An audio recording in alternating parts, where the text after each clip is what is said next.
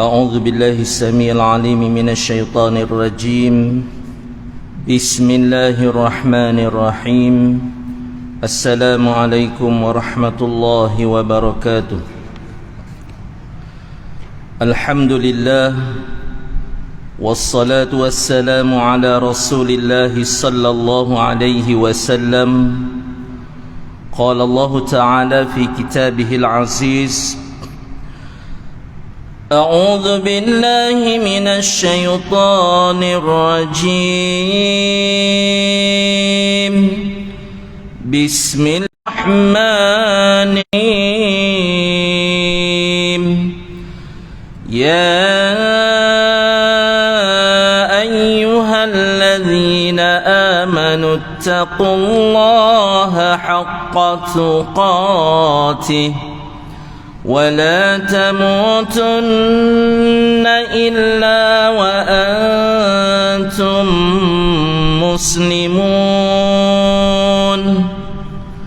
عن معاوية بن أبي سفيان رضي الله عنه قال قال رسول الله صلى الله عليه وسلم من يريد الله به خيرا يفقهه في الدين أما بعد فيا أيها المسلمين والمسلمات أوصي نفسي وإياكم بتقوى الله فقد فاز المتقون اللهم اغفر لي ذنبي ووسع لي في داري وبارك لي في رزقي. Yang berusaha tuan pengerusi, tuan-tuan imam, tuan-tuan Bilal, tuan-tuan siap, para ahli jawatan kuasa Masjid Setia Alam, para muslimin muslimat rahimakumullah.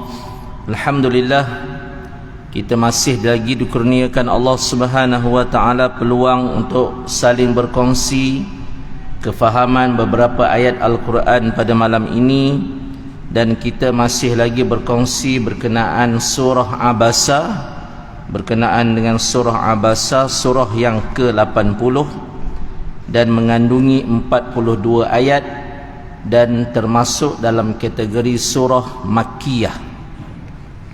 Dan malam ini kita akan bincangkan pada ayat yang ke-7 sehingga ayat yang berkesempatan insya-Allah.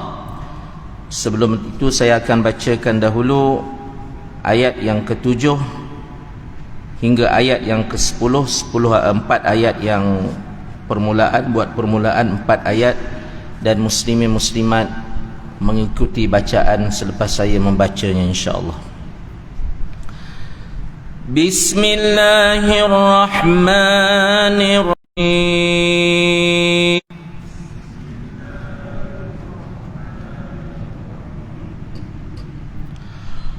وَمَا عَلَيْكَ أَلَّا يَزَّكَّى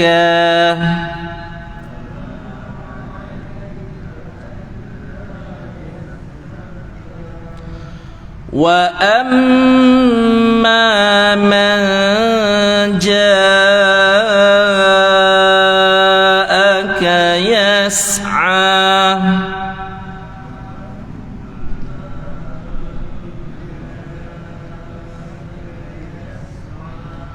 وَهُوَ يَخْشَى فَأَنْتَ عَنْهُ تَلَهَّى.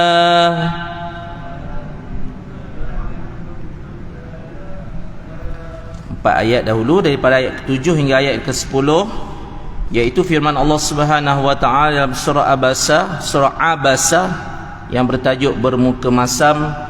Dan surah ini adalah merupakan sebagaimana yang disebutkan di dalam tafsir, teguran Allah Subhanahu wa taala kepada baginda Nabi Muhammad sallallahu alaihi wasallam di dalam berdakwah agar baginda sallallahu alaihi wasallam tidak memilih bulu ketika berdakwah. Maksudnya jangan meletakkan dakwah itu ada tingkatan-tingkatan seperti untuk VIP, VVIP, untuk orang yang rendah dan sebagainya, kerana semua manusia berhak untuk mendapat dakwah daripada baginda Nabi Muhammad sallallahu alaihi wasallam. Dan ayat ini juga membuktikan bahawa kita semua ini tidak ada bezanya di sisi Allah Subhanahu wa taala, melainkan orang-orang yang lebih takwanya kepada Allah Subhanahu wa taala. walaupun tidak dikenali oleh seluruh penduduk di atas muka bumi ini, namun terkadang orang-orang sebegitu lebih dikenali terhadap penduduk-penduduk di langit. Jadi surah Abasa ini adalah satu surah yang memberikan motivasi kepada kita bahawa Allah Subhanahu wa taala lebih mementingkan iman, amal dan takwa berbanding daripada pangkat kebesaran dan kehebatan di atas muka bumi ini. Baik. Pada ayat yang ketujuh, Allah Subhanahu wa taala berfirman, "Wa ma 'alaika alla yazakka." Padahal tidak ada celah atasmu kalau dia tidak menyucikan diri, yakni beriman. Maksud pada ayat itu ialah teguran Nabi bahawa Allah Subhanahu wa taala tidak akan mencela baginda Nabi Muhammad sallallahu alaihi wasallam sekiranya kalangan pembesar-pembesar Quraisy yang didakwahkan oleh Nabi ketika itu tidak kembali kepada ajaran Islam. Kerana Allah tidak akan mencela di saat kita berdakwah tetapi manusia menolak dakwah kita. Namun Allah Subhanahu wa taala akan mencela kita sekiranya kita tidak berdakwah agama ini kepada manusia, terutama untuk mengingatkan orang yang beriman agar kembali kepada keimanan yang sebenarnya. Muslimin muslimat rahimakumullah. Jadi jangan risau kalau kita mengajar tentang dakwah agama ini kepada manusia dan manusia menolaknya, tidak ada celaan daripada Allah. Namun kalau kita langsung berdiam diri, tidak pernah menyampaikan kebenaran Islam ini, bungkam mulut kita, tertutup rapat mulut kita di saat kita ingin menyampaikan tentang kehebatan Islam, terutama di akhir zaman ini manusia semakin malu untuk menunjukkan kehebatan Islam itu sendiri. Manusia semakin malu untuk mengangkat kebesaran Islam itu, kerana bagi mereka Islam ini tidak membawa apa-apa kebaikan pada diri mereka. Na'udzubillah min dzalik.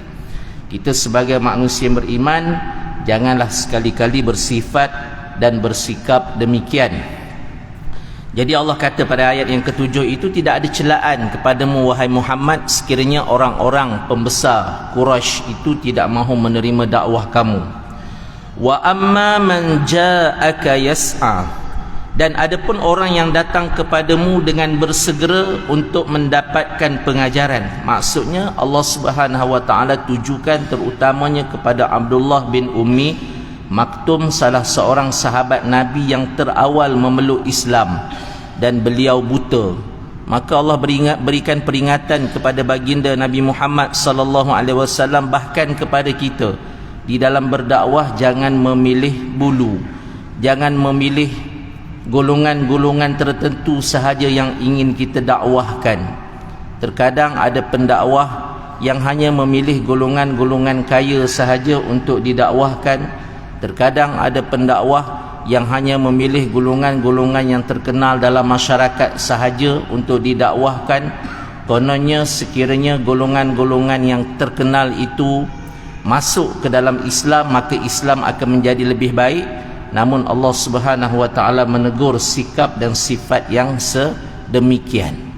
Dan kita semua boleh mendapat pelajaran yang sama daripada agama ini. Tak ada perbezaan, tidak ada sebarang perbezaan. Yang membezakan itu hanyalah golongan manusia yang melampaui batas di dalam mengajar agama Islam ini. Kan, tidak ada beza pun di antara kita ni. Cuma mungkin yang beza itu kefahaman sedikit, kan, kefahaman daripada segi akal pemikiran, itu sahaja yang membezakan. Namun ilmu itu tetap semua perlu mempelajarinya, sama ada cepat ataupun lambat. Macam baca Al-Quran lah, ramai ada orang dia baca lambat, dia belajar. Anak-anak kita pun tak sama, kan. Kadang-kadang mak bapak ni dia nak anak dia membaca sebagaimana Tok Imam membaca. Kan? Itu satu, bukan kesalahan yang besar, itu sedikit kesilapan. Kita sepatutnya memahami gaya bacaan anak kita masing-masing, kan ramai orang nak ikut, kalau boleh nak baca macam Imam Mekah, betul tak? Imam Mekah tu memang tugasannya begitu. Kita dengan keadaan kita kerja ataupun anak kita belajar dari pagi sampai petang, malam pula kelas tuition, nak suruh baca power macam tu. Lainlah kalau kita didik dia 24 jam dengan Al-Quran, bapaknya sendiri pun 24 jam dengan Al-Quran, betul tak? Tapi realiti dalam kehidupan setiap manusia tak sama, tak akan sama. Kan? Tak ramai orang boleh azan macam Tok Bilal kita azan, betul tak? Tak ramai. Kan? Ramai boleh angkat suara tapi tak lama gatal tekak. Kan? Nampak? Itu pun dah nampak perbezaan. Kita cuma berbeza daripada segi kemampuan, tapi kita tidak berbeza daripada segi ilmu yang sepatutnya kita terima. Sama. Ilmu yang ustaz belajar dengan ilmu yang muslimin muslimat belajar sama. Sama kan? Kalau ada perbezaan, perlu ditelitilah kenapa berbeza, betul tak? Perlu diteliti. Sebab itulah yang diajarkan oleh Allah Subhanahu wa taala kepada baginda Nabi Muhammad sallallahu alaihi wasallam. Lalu bila Nabi seperti nak membezakan di antara orang yang Nabi anggap sebagai masyarakat biasa dengan masyarakat VIP, Allah Subhanahu wa taala menegur baginda sallallahu alaihi wasallam. Dan surah Abasa ini merupakan bukti, surah Abasa ini juga merupakan bukti bahawa Al-Quran itu tidak datang ataupun tidak dicipta oleh baginda Nabi Muhammad sallallahu alaihi wasallam. Kerana kalaulah Al-Quran itu dicipta oleh baginda, maka tidak akan ada ayat-ayat yang menegur perbuatan baginda sallallahu alaihi wasallam. Baik. Itu ayat yang kedua. Ayat yang ke-8. Wa amma man ja'aka yas'a, dan adapun orang yang datang kepadamu dengan bersegera untuk mendapatkan pengajaran wahai Muhammad, wa huwa yakhsha, sedangkan dia takut kepada Allah. Allah lebih pentingkan Abdullah bin Ummi Maktum, sahabat Nabi yang buta, yang langsung tidak terkenal dalam kalangan masyarakat Quraisy pada ketika itu, berbanding para VIP seperti dalam riwayat yang mengatakan ketika itu yang ada ialah Ubay bin Khalaf. Semua orang hebat-hebat dalam kalangan kaum musyrikin Quraisy. Ada juga riwayat mengatakan yang ada pada hari itu ialah Utbah bin Rabi'ah, kemudian Abu Jahal bin Hisham. Bayangkan, Abu Jahal bin Hisham ada di situ kan. Nabi harap mereka ni masuk Islam. Kemudian Al-Abbas bin Abdul Muttalib. Al-Abbas ini akhirnya masuk Islam lah, alhamdulillah. Muslimin muslimat rahimakumullah. Jadi jelas di situ bahawa agama disampaikan tanpa ada sebarang tangga-tangga, tangga-tangga, maksudnya tidak ada sebarang kasta. Tidak ada sebarang kasta di dalam agama, sama semua. Itulah kemuliaan Islam terhadap umat manusia. Tidak ada hamba, melainkan semuanya adalah hamba kepada Allah Subhanahu wa taala. Kemudian fa anta anhu talaha, engkau Muhammad malah mengabaikannya. Allah tegur, engkau mengabaikan Abdullah bin Ummi Maktum itu wahai Muhammad. Allah menegur Nabi tu. Nasib dia buta kalau dia melihat perbuatan kamu yang kamu memalingkan muka, abasa, kamu berwajah masam, watawalla, dan kamu memalingkan wajah kamu. Saya pernah ingatkan apabila bercerita tentang sifat baginda, kita kena berhati-hati di dalam body contact kan. Body contact, betul tak? Muslimin muslimat fahamlah bila saya sebut abasa, berwajah masam, kemudian memalingkan mukanya. Saya tak berapa berani nak tunjuk dia punya gaya-gaya lakonan tu, sebab itu adalah perbuatan baginda Nabi Muhammad sallallahu alaihi wasallam. Baik. Jadi engkau berwajah masam dan memalingkan muka. Kalaulah Abdullah bin Ummi Maktum tu dia melihat kamu wahai Muhammad, bagaimana agaknya situasi pada hari itu? Mungkin dia rasa kecewa menyebabkan dia berpaling daripada agama, sedangkan dia sudah berada di dalam agama. Tiba-tiba dia berpaling, akan menyebabkan Allah murka lah, betul tak? Maksudnya kita pun samalah, teguran Allah kepada kita, jangan sampai manusia yang sudah pun Islam berpaling daripada agama Islam dengan perbuatan kita, betul? Sehari-harian ni kadang-kadang banyak perbuatan kita yang menyebabkan orang berpaling daripada agama. Kan? Kadang orang datang masjid, kita sebagai jemaah datang masjid, tengok budak-budak datang masjid, kita halau. Nampak? Kita memalingkan dia daripada agama, betul tak? Adat lah kalau budak-budak tu berlari, bising sikit-sikit, tegur, tak ada masalah pun kita tegur. Betul. Ibu bapa pula kena ambil berat. Ni dekat-dekat nak bulan Ramadan ni, nanti kita akan ada tarawih dan sebagainya. Betul. Ibu bapa bawa anak-anak ke masjid, latih mereka agar mereka cintakan rumah Allah. Namun pada waktu yang sama kita kena jaga, selalu tegur. Budak-budak ni kalau kita tegur lama-lama banyak kali, berpuluh kali tegur, dia faham lah. Tuan-tuan tengok di belakang kita tu ada budak-budak okey je duduk dengan bapak dia semua, betul tak? Tengok, yang penting mereka datang ke masjid dan cintakan masjid. Namun kadang-kadang kita tengok orang kena halau. Saya pernah berceramah di satu tempat dan ibu dan anaknya dihalau ketika saya sedang berceramah. Tuan-tuan kan, sebab dituduh budak tu dia masuk dalam saf lelaki ni, kemudian dia memegang punggung orang lelaki yang sedang solat. Wallahu alam lah betul tidak tu kan, mungkin budak tu berlari tersentuh ke apa, betul tak? Lepas tu dihalau. Waktu saya ceramah pula tu yang saya marah tu kan, kalau mak budak tu balik nanti masa Ustaz Rosman ceramah, saya kena halau daripada masjid, daripada surau. Na'udzubillahi min dzalik, betul tak? Ia satu perkara yang memburukkan agama itu sendiri kan. Tak perlu, budak tu tak bising pun, dia cuma berlari je waktu tu. Sebab saya perasan dia duduk depan saya masa saya jadi imam tu, dia berdiri depan saya tu, dia tenung saya. Tuan-tuan, kita pun risau juga aku makhluk lain kan, kita duduk jadi imam tu, dia tenung. Tapi dia tenung lah, tak tahulah dia tu dia dengar kita baca Quran ke apa kan. Lama dia berdiri depan, lepas tu dia berlari. Lama dia berdiri depan tu, saya pun tak berani nak tengok dia. Saya tengok tempat solat je lah tuan-tuan kan, tempat solat je. Kemudian tak lama lepas tu dia pun pergi. Waktu saya ceramah kena halau balik.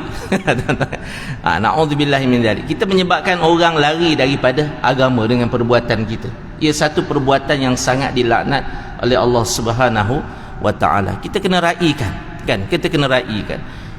Orang yang datang ke rumah Allah ni orang yang nak mengharapkan keredaan daripada Allah Subhanahu wa taala.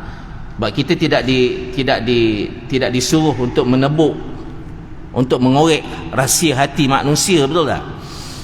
Kalau tiba-tiba ramai, contohnya malam ni ramai ni ustaz sebab ada jamuan je, biarlah, tak apalah, betul tak? Kadang-kadang kita persoalkan ni ramai ni sebab ada jamuan je ustaz. Kalau tak ada jamuan, tak ramai macam ni, tak apalah, sekurang-kurangnya dia solat juga maghrib, betul tak? Kita meraihkan dia, nanti lama-lama dia akan dengan sendirinya datang kerana cinta kepada Allah Subhanahu wa taala. Kadang-kadang masjid ni buat macam-macam program. Kita sokonglah program-program yang boleh menjana, maksudnya menjana keimanan masyarakat terhadap masjid dan surau, insya-Allah muslimin muslimat rahimakumullah. Jadi di situ Allah menegur Nabi Muhammad, engkau Muhammad malah mengabaikan Abdullah bin Ummi Maktum semata-mata nak mengharapkan keislaman daripada tokoh-tokoh Quraisy yang akhirnya yang Islamnya hanyalah seorang daripada nama yang kita sebut tadi, betul tak? Bayangkan. Baik, kemudian ayat yang ke-11 saya bacakan dan muslimin muslimat ikut, muslimat boleh ikut secara perlahan lah ya. Kalla innaha tadhkirah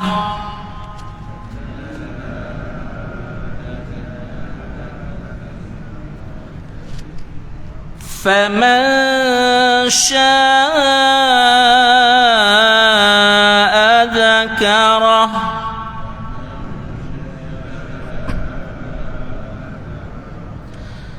fi suhufin mukarramah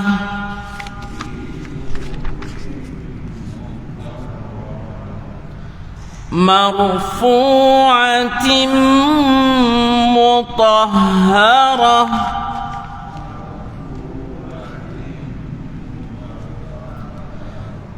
bi aidi safarah kiramin bararah.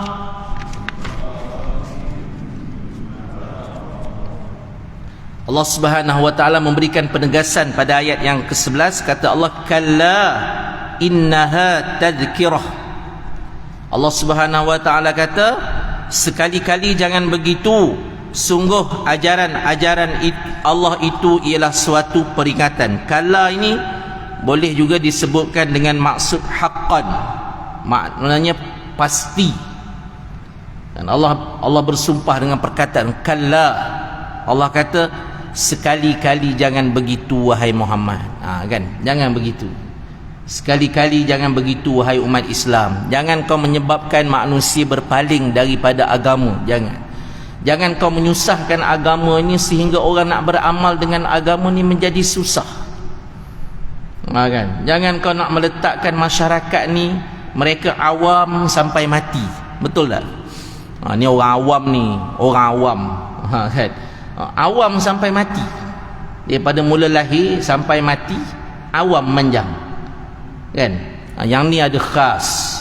Sebagaimana diberikan perbahasan puasa tu, konon ada puasa khawas, kan? Puasa khususul khusus.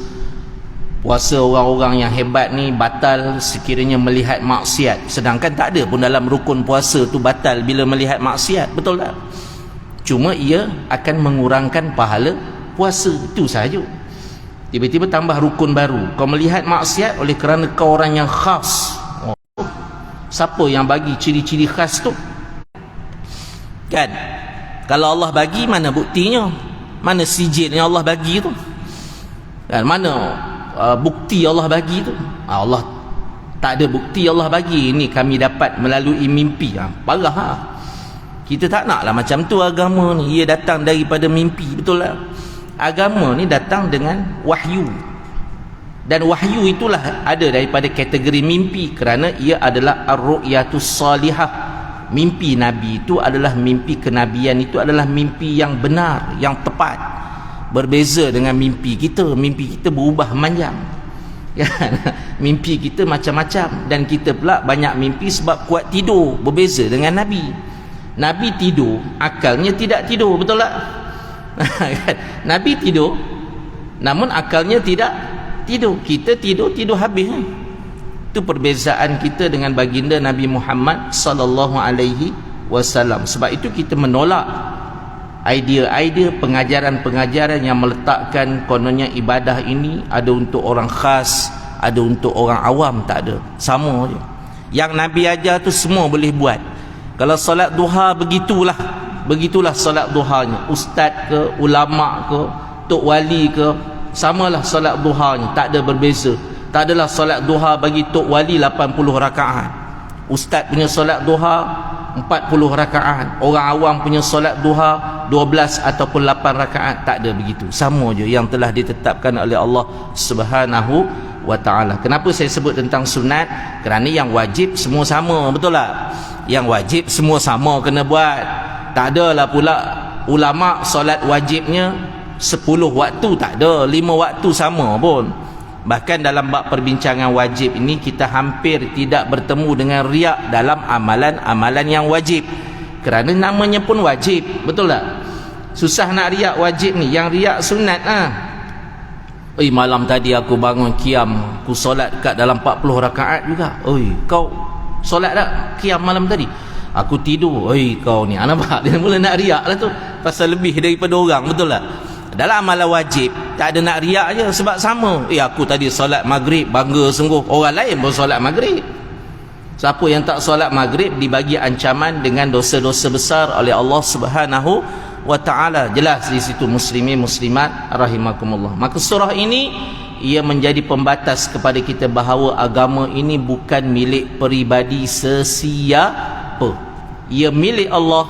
Ia bukan milik Rasulullah sallallahu alaihi wasallam. Bahkan Rasulullah wajib menyampaikan kepada seluruh umat manusia. Tak kiralah sama ada manusia itu merupakan yang paling hina di atas muka bumi ini ataupun yang paling mulia di atas muka bumi ini. Jadi Allah berkata di situ, sekali-kali jangan begitu. Jangan buat macam tu. Sungguh ajaran-ajaran Allah itu ialah suatu peringatan. Peringatan kepada siapa? Ajaran Islam ini adalah peringatan Allah kepada semua makhluk, terutama jin dan manusia, kan? Peringatan kepada semua makhluk. Al-Quran itu adalah peringatan Allah kepada jin dan manusia. Dengannya Allah Subhanahu wa taala, maksud dengan ajaran Allah itu, Allah memperingatkan hamba-hambanya, menerangkan apa yang mereka perlukan. Apa yang kita perlukan Allah dah terangkan di dalam Al-Quran. Ada semua jawapan. Tak perlulah kita mencari yang selain daripada Al-Quran dan hadis baginda Nabi Muhammad sallallahu alaihi wasallam. Kita semua ni hampir hafal hadis yang berbunyi, taraktu fikum amraini lan tadillu abada ma in tamassaktum bihima, kitab Allah wa sunnata Rasulillah sallallahu alaihi wasallam. Kita hampir hafal hadis tu, betul tak? Penceramah selalu sebut hadis tu, taraktu fikum amraini, aku meninggalkan kepada kamu dua perkara, dua suruhan. Amraini, dua suruhan. Lan tadillu abada, selama-lamanya kalau kamu ikutlah kedua-dua suruhan ini, kamu tidak akan sesat selagi mana kamu, lan tadillu abada ma in tamassaktum bihima, kitab Allah yakni Al-Quranul Karim, wa sunnata Rasulillah sallallahu alaihi wasallam, dan jalan hidup baginda Nabi Muhammad sallallahu alaihi wasallam. Jalan hidup, kalau Nabi ikut kanan, jangan duk ikut jalan lain. Itu syaratnya. Kita jangan duk berbasa-basi. Saya selalu guna perkataan berbasa-basi. Belajar sastra, orang faham dah perkataan berbasa-basi itu kan. Dalam agama ni jangan duk banyak falsafah. Kalau kau kata Nabi ikut kanan, ikut kanan. Biarlah siapa pun nak ikut kiri, lantak dia lah nak pergi ikut kiri, ikutlah dia. Tapi kita tetap akan ikut kanan. Sebab kita nampak Nabi Muhammad itu ikut kanan. Bahkan dalam Al-Quran pun menyebut golongan kanan dan golongan kiri. Golongan kanan tu orang yang sejahtera, yang masuk syurga. Golongan kiri tu orang yang celaka, yang masuk neraka. Na'udzubillahi min dzalik. Muslimin muslimat rahimakumullah. Jadi Allah bagi Nabi, Allah bagi penegasan kepada Nabi, jangan kau buat begitu wahai Muhammad. Sesungguhnya ajaran-ajaran Allah itu adalah peringatan untuk seluruh makhluk. Jangan ada perbezaan bagi mereka. Faman syaa'a dzakarah, maka barang siapa yang menghendaki, tentulah dia akan memerhatikannya dan mengamalkannya. Sesiapa yang mahu, Allah kata siapa yang nakkan agama ni, ajaran Allah ni, dia nak, dia akan memperhatikannya dan mengamalkannya. Kamu nak, kamu solat lah, betul tak? Kamu tak nak, terpulang. Kan? Terpulang. Isma syi'ta fa innaka mayyitun. Hiduplah macam mana kamu nak hidup, tapi ingat kamu akan mati. Hiduplah. Kamu nak hidup, tak nak solat, silakan, tapi ingat fa innaka mayyitun, kamu akan mati. Kan? Tak mati tak apa. Sebab tu pada ayat muqaddimah tu saya baca tu, kita kena faham ayat tu, ya ayyuhalladzina amanu taqullaha haqqa tuqatih. Wahai orang-orang yang beriman, bertakwalah kamu dengan sebenar-benar takwa. Wala tamutunna, Allah pun tahu, Allah maha tahu bahawa kita semua akan mati, betul tak? Allah maha tahu kita semua akan mati. Tapi kenapa Allah masih sebut wala tamutunna, dan jangan sekali-kali kamu mati? Nampak? Allah pun tahu hakikat makhluk akan mati. Tapi kenapa Allah masih lagi kata wala tamutunna, jangan kamu mati illa wa antum muslimun, melainkan mati kamu dalam keadaan Islam, dalam keadaan kamu menyerah diri kepada Allah. Kamu Islam, kamu selamat. Walaupun kamu tak salat, kamu derhaka kepada Allah, kamu akan dihukum. Namun kerana kamu Islam, kamu akan selamat. Allah bagi tahu tu di situ tu. Sedangkan Allah tahu kita semua akan mati, tapi Allah kata jangan kamu mati. Jangan kamu mati. Mustahil lah tak mati, memang matilah, betul tak?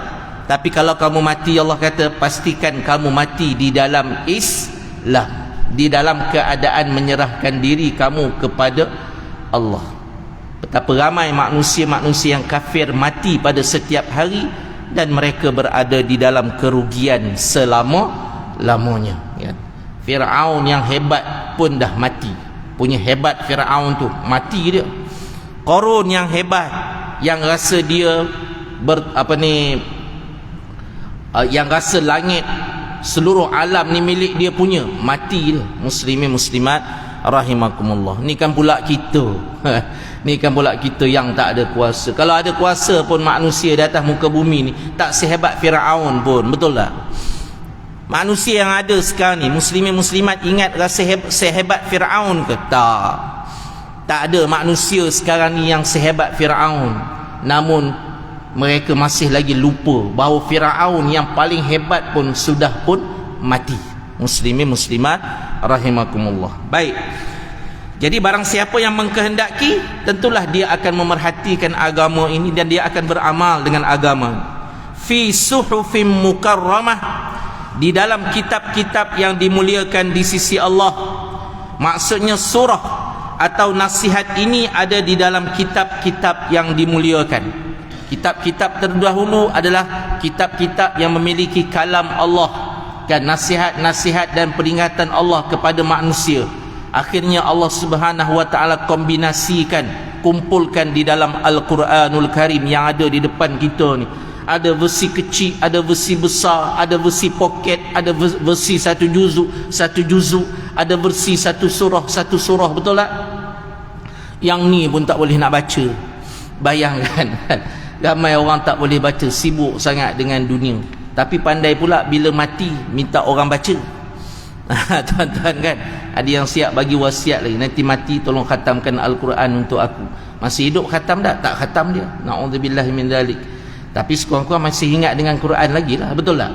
Yang tak ingat terus tu, na'udzubillahi min dzalik. Baik, iaitu kitab-kitab yang dimuliakan di sisi Allah, iaitu Lauh Mahfuz ataupun kitab-kitab para nabi. Allah Subhanahu wa taala simpan kitab-kitab yang mulia itu di Lauh Mahfuz. Kemudian marfu'atin mutahharah, yang ditinggikan dan disucikan. Maksudnya kedudukan kitab-kitab itu ditinggikan oleh Allah Subhanahu wa taala. Siapa yang membaca Al-Quran, nanti pada hari kiamat Allah Subhanahu wa taala akan mengadili dia dengan ayat-ayat yang dia baca. Allah akan perintahkan dia supaya membacanya. Dan kita bila membaca Al-Quran ni, kalau boleh kita baca dengan tartil. Dengan tartil kan, warattilil Qur'ana tartila, baca dengan tartil. Bismillahirrahmanirrahim, macam tu imam kita tadi, tartil. Satu-satu tuan-tuan dengar, betul tak? Sebiji menerpa masuk dalam kepala otak kita. Kalau siapa yang faham, fahamlah. Kalau siapa yang tak faham pun, kalau dengar bacaan imam kita tadi, boleh buat faham. Sebab apa? Seronok bacaan Al-Quran, betul? Seronok. Kena pula yang belagu-belagu tu jangan ceritalah, lagilah seronok. Jadi muslimin muslimat rahimakumullah, Al-Quran itu adalah satu kitab yang ditinggikan kedudukannya, bahkan kitab-kitab yang lain, dan disucikan. Apa maksud disucikan di situ? Mutahharah, maksudnya tidak disentuh dan tidak ada campur tangan daripada syaitan. Jangan risau, kamu ikut Al-Quran, kamu tidak akan ada campur tangan dengan syaitan. Innahu lakum aduwwum mubin. Kita baca Yasin tiap-tiap malam Jumaat, betul tak? Sesungguhnya Al-Quran, sesungguhnya syaitan itu, Al-Quran, maaf tuan-tuan, sesungguhnya innahu lakum aduwwum mubin, sesungguhnya syaitan itu adalah musuh kamu yang sangat jelas. Kenapa Allah sebut jelas? Kita bukan nampak pun dia. Jelas di situ kerana Allah dah ceritakan sikap dan sifat dia, betul? Itulah maksud jelas. Kita tahu perangai syaitan ni pecah amanah, tak jujur, bersifat pepat di luar, rencung di dalam, munafik, kufur dengan ayat-ayat Allah, tak nak terima ayat-ayat Allah Subhanahu wa taala, tak nak mengamalkan agama ini dengan sebaik mungkin sebagaimana orang-orang kafir yang menolak agama ini. Dan mereka kufur dengan ayat-ayat Allah Subhanahu wa taala, sedangkan ayat-ayat itu diterangkan kepada mereka oleh para nabi dan rasul, bahkan oleh para ulama, oleh mereka yang pakar dalam bidangnya, masih nak menolak. Kita melihat sendiri keadaan dunia sekarang ni daripada ayat-ayat Allah dan hadis-hadis nabi tentang keadaan dunia di akhir zaman macam mana. Hadis ada menyebut wabak-wabak penyakit yang akan datang pada setiap tahun yang tidak ada penyakit itu sebelumnya, betul tak? Kita dah tengok depan mata kita. Kita baca hadis yang panjang berkenaan Jibril alaihi salam, hadis Jibril yang dikenal hadis Jibril. Apabila ditanya oleh Jibril alaihi salam kepada baginda Nabi Muhammad sallallahu alaihi wasallam tentang tanda-tanda kiamat, antalidal amatu rabbataha wa antaral hufatal uratal alata ri'a asya'i yatatawaluna fil bunyan. Kita dah melihat ini sekarang. Kan Nabi kata akan seorang anak akan melahirkan tuannya. Sekarang ni ramai mak bapak jadi kuli, betul tak? Jadi kuli kepada anak-anak. Seorang anak melahirkan tuannya, mak bapak dibuang begitu saja di rumah orang tua-tua dan sebagainya. Ini cerita yang dibuang, bukan yang sengaja pergi rumah orang tua-tua, lain cerita. Kan ada kes juga yang memang dia suruh anak dia hantar rumah orang tua sebab dia bosan duduk rumah seorang-seorang. Tuan-tuan, ini yang memang buang, yang letak di luar pusat jagaan tu, orang tua-tua tu dekat pagar pun macam-macam cara lah tuan. Mak bapak dah tua, dah tak daya. Wa antaral hufatal urata, dan kamu akan melihat seseorang pengembala kambing yang mengembala kambing dengan berkaki ayam, pakaiannya compang-camping, pakaiannya kusut masai, miskin, papa kedana. Yatatawaluna fil bunyan, akhirnya mereka ni mendapat laba daripada dunia, rezeki dunia ini Allah bagi sehingga mereka kaya raya dan mereka berlumba-lumba membina bangunan yang hebat. Kita dah melihat depan mata kita, betul tak? Tu dekat padang pasir sana yang tak ada apa-apa dulu, kita tengok sekarang ni ada Burj Khalifahnya, kita sendiri pun tak boleh nak pergi, betul tak? Mahal. Ini muslimin muslimat rahimakumullah, depan mata. Di saat Allah tunjuk begitu pun manusia masih lagi kufur kepada Allah Subhanahu wa ta'ala. Sebab itu Allah katakan itu bahawa kitab-kitab itu adalah disucikan daripada tangan-tangan ataupun campur tangan syaitan. Bi aidi safarah, di tangan para utusan, yakni malaikat yang menjadi perantara antara Allah dengan hamba-hambanya. Ada yang menafsirkan safarah dengan malaikat para penulis. Ada juga yang mentafsirkan safarah itu dengan maksud malaikat yang menjadi penulis. Kanan kita ni ada malaikat yang menulis, kiraman katibin kan, kanan dan kiri. Malaikat kanan tu ketua, malaikat kiri tu pengikut. Malaikat kanan dia ketua. Bila kita buat baik, malaikat kanan terus tulis. Bila kita buat benda tak baik, malaikat kiri, malaikat kanan kata jangan tulis lagi, tunggu sekejap. Dia taubat ke tidak, tunggu dulu. Yang kanan pula dia tulis ikut Allah Subhanahu wa ta'ala. Nak tulis banyak mana? Mungkin 1, mungkin 10, mungkin 700 kali ganda, infinity lagi. Yang sebelah kiri pula bila tulis pun dia tak taubat, tulis, tapi hanya ditulis dengan satu kesalahan yang sempurna, satu. Kalau ikut malaikat tulis itulah, kita ni hampir mustahil nak masuk neraka, betul tak muslimin muslimat rahimakumullah? Orang yang beriman ni, kalau kita baca hadis Al-Quran, hampir mustahil nak masuk neraka. Tapi tiba-tiba ada menyenyeh juga dalam neraka. Itu orang yang paling celaka lah. Mudah-mudahan kita tak termasuk dalam kalangan yang itulah. Kemudian kiramin bararah, yang mulia lagi berbakti. Maksudnya para malaikat itu adalah para malaikat yang mulia lagi berbakti.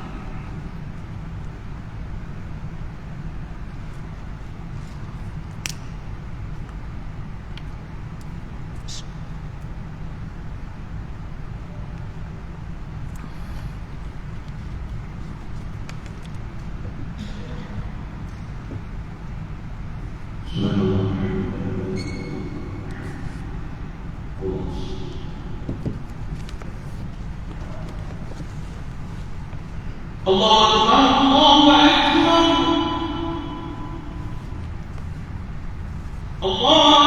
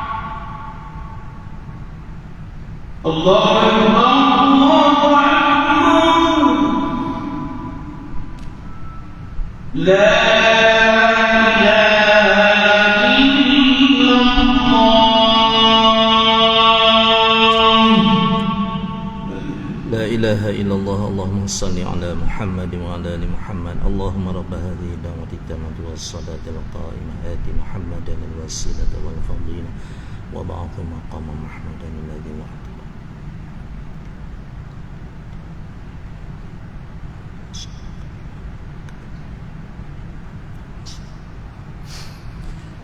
Jangan lupa berselawat kepada baginda Nabi Muhammad sallallahu alaihi wasallam setiap selesai daripada azan. Kemudian kita bacakan doa selepas azan, dan jangan lupa untuk berdoa kepada Allah Subhanahu wa taala dengan apa-apa doa, kerana itu adalah waktu yang mustajab doa. Kalau saya memang akan mendoakan Rabbighfirli wa liwalidayya, maksudnya mendoakan kepada kedua ibu bapa lah. Baik muslimin muslimat rahimakumullah.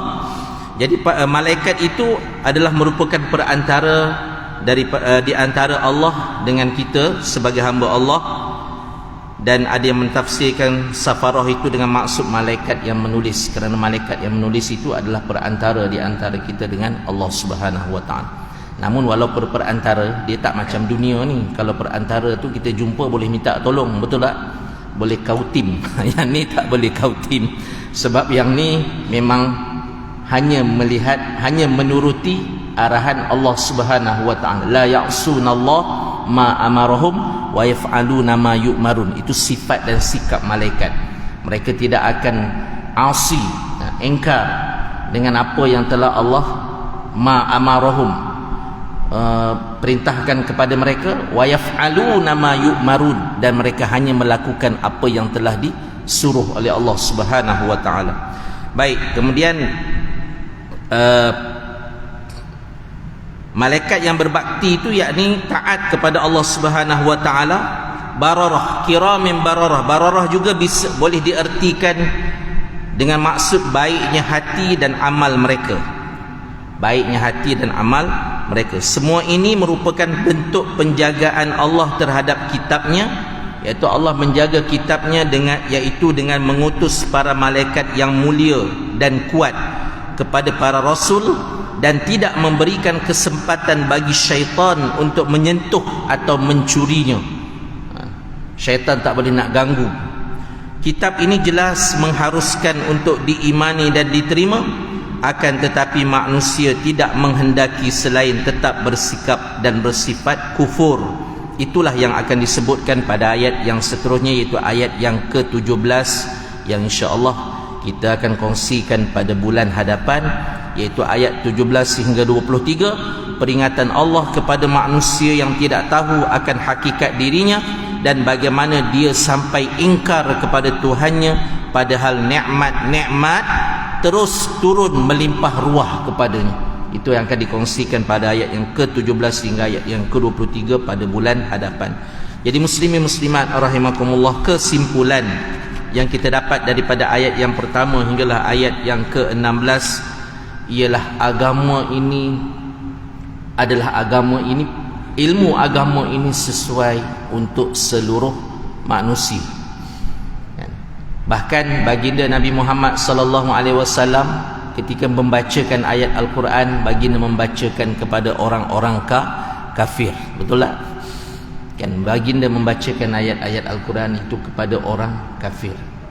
Apa yang kita dapat daripada situ? Ia membuktikan bahawa Al-Quran ini kalau kita bacakan, walaupun kepada orang yang kita anggap tidak memahami, ia sebenarnya adalah satu cara dakwah di antara cara dakwah yang terbaik yang boleh menusuk ke dalam jiwa manusia. Dan sesuai kerana ia datang daripada Allah Subhanahu wa taala, dan Al-Quran itu adalah kalam. Bila kita baca, kita sedang membaca kalam, perkataan Allah Subhanahu wa taala. Al-Quran itu bukan makhluk. Kalam Allah itu bukan makhluk. Ia adalah perkataan Allah Subhanahu wa taala. Jadi Allah yang ciptakan manusia, maka perkataannya lah yang terlebih baik lagi untuk kita sampaikan kepada manusia. Bahkan bila kita baca, walaupun tidak memahami, tetap dapat pahala. Dan apabila kita mentadabbur isi kandungan Al-Quran itu, ia boleh memberikan impak yang besar dalam kehidupan kita. Jadikanlah Al-Quran itu sebagai motivasi yang paling utama untuk mencari kekayaan dunia. Dan bahkan Nabi Muhammad sallallahu alaihi wasallam sendiri menyebut bahawa di antara petanda akhir zaman ialah bila manusia mencari rezeki dan mereka tidak memperdulikan antara yang halal dan yang haram. Betul? Membujur lalu, melintang patah. Kan itu yang kita paling takutlah. Kita takut rezeki kita itu datang daripada perkara yang haram. Apabila ia datang daripada perkara yang haram, ma min lahmin nabata min haramin fannaru aulabi. Mana-mana daging yang tumbuh daripada jalan yang haram, daripada pemakanan yang haram, daripada dapatan rezeki yang haram, fannaru aulabih, maka api neraka lah tempat yang paling utama untuknya. Mudah-mudahan Allah menyelamatkan kita lah, dan mudah-mudahan kita mengikuti cara dakwah baginda Nabi Muhammad sallallahu alaihi wasallam, tidak memilih bulu. Jangan pedulikan sama ada yang kita dakwahkan itu anak-anak kecil, remaja, orang tua dan sebagainya, kaya, miskin, apa kedana. Yang penting kita mengharapkan hanyalah keredaan daripada Allah. Mudah-mudahan insya-Allah yang baik datang daripada Allah, yang buruk atas kelemahan hawa nafsu serta tipu daya iblis syaitan. Bismillahirrahmanirrahim. Fafahamnaha Sulaiman wa kullan ataina hukman wa ilma wa sakharna ma'a Dawud al-jibal yusabbihna wat-tayr wa kunna fa'ilin. Ya Allah, kami memohon agar Engkau menilai kuliah maghrib kami pada malam ini sebagai nilaian amalan soleh bagi kami di sisimu, ya Allah. Dan kami bertawassul dengan amalan soleh ini, ya Allah, mudah-mudahan Engkau menyelamatkan kami, menyelamatkan zuriat keturunan kami, menyelamatkan ahli keluarga kami, menyelamatkan jiran tetangga dan ahli masyarakat kami daripada wabak-wabak penyakit, daripada balak bencana, daripada tipu daya iblis dan syaitan, daripada tipu daya dunia ini dan harta benda kami, daripada tipu daya hawa nafsu kami sendiri, ya Allah, daripada tipu daya musuh-musuh agamamu, ya Allah. Dan selamatkanlah kami daripada para pemimpin yang zalim, dan sekiranya Engkau mentakdirkan kami menjadi pemimpin, maka jadikanlah kami para pemimpin yang adil, birahmatika ya arhamar rahimin. Walhamdulillahi rabbil alamin. Kafaratul majlis. Subhanakallahumma wa bihamdika asyhadu an la ilaha illa anta astaghfiruka wa atubu ilaik. Wassalamu alaikum warahmatullahi wabarakatuh.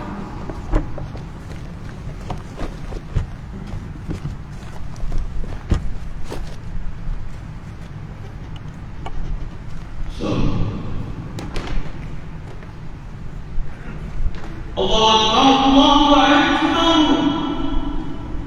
Asyhadu an la ilaha illallah.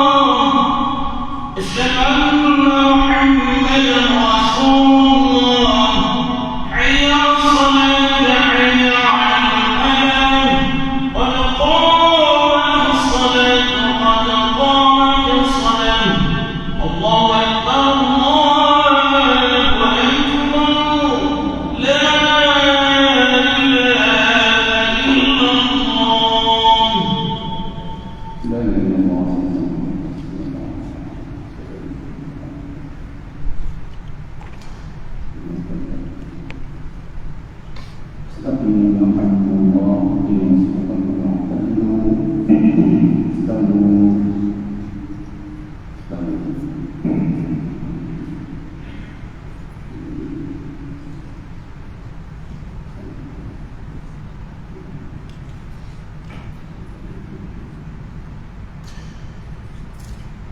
Allah